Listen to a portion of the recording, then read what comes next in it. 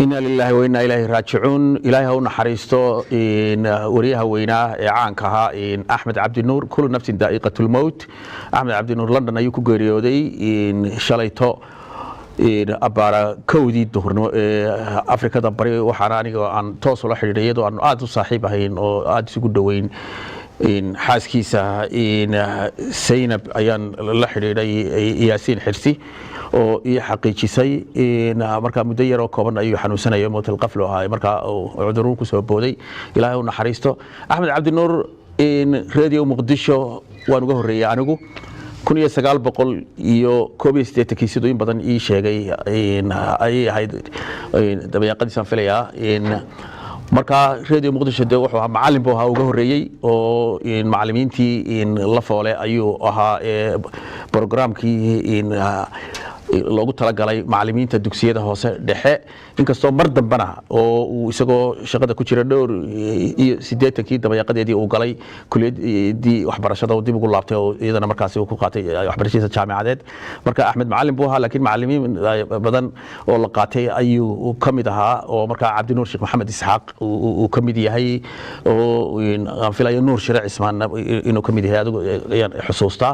oo la qaadanayay oo idaacadda markaas si baartay qofkii doonayana markii dambe uu noqonayay joogto badi ay joogto noqdeen Saciid Cali Muuse oo isagoo markii dambe ka tagay Sacuudi Arabiya u shaqo tagay marka halkaas uu ku soo biiray dhinaca sportigana uu ka shaqeynayay oo wuxuu ahaa garsoore iyo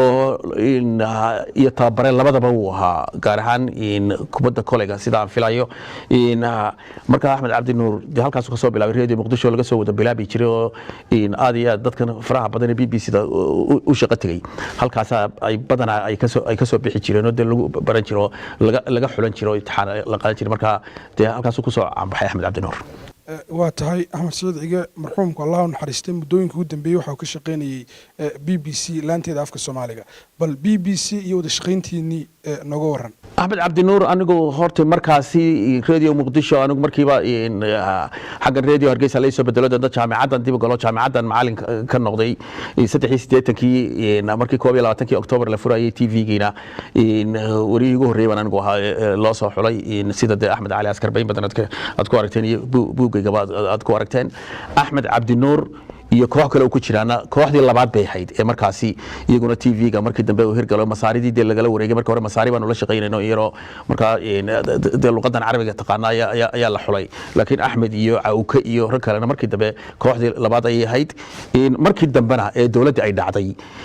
Axmed Cabdi Nuur wuxuu noqday iyadoo waqti adag ay tahay wariyihii BBC-da uga soo warbayay magaalada Muqdisho oo waqti aad u adag ahayd waqtigii dagaaladii ay ka socdeen ee magaalada u kala qaybsantay Muqdisho koonfur iyo waqooyi dagaaladii علي مهدي عيديد garanayso iyo markii dambe baydhabo iyo majaacadii ka dhacday iyo meel walba ay dhibaatada ay noqotay marka Axmed Cabdi Nuur nin warkiisa lagu kalsoonayay baa isha kaliya markii laga wada yaacay meesha ay ahayd BBC-duna markaasi uu shaqo adag u qabtay markii dambe Nairobi ayuu tagay mar dambana London ayuu dabadeetana uu tagay dabadeedna London baan anagu isugu tagnay aniguna halkan marka ka shaqeynayay dhowr sanadood u shaqeynayay BBC-da oo dawriyaha Hargeysa ka soo warama ayaan 2002 bishii January guri baan wada galnay sanad iyo bar baan guri ku wada jirnay aad iyo aad baan u aqaana Axmed nin ilaahay yaqaana nin shaqada aan ku maxaafsan nin aanay caadifadu qaadin nin dadka oo dhami wariyaasha oo dhami Muqdisho iyo cid kasta soo wada shaqeeyeen iyo BBC ba radio Muqdisho iyo BBC iyo TV-ga waa la wada qiraya Axmed Cabdi Nuur inuu ahaa nin ka koowaad marka loo eego xagga dhexdhexaadnimada warka ilaaliya sourceska ku adag dhexdhexaada warka aanu eegin xagu ka yimi war ma yahay cidii doonta ka dambayso laakiin aad iyo aad laga nabad galo afgaaban dad la dhaqan leh dabacsan hadana shaqadiisana ka adag dadka oo dhameeyna ay isugu mid yihiin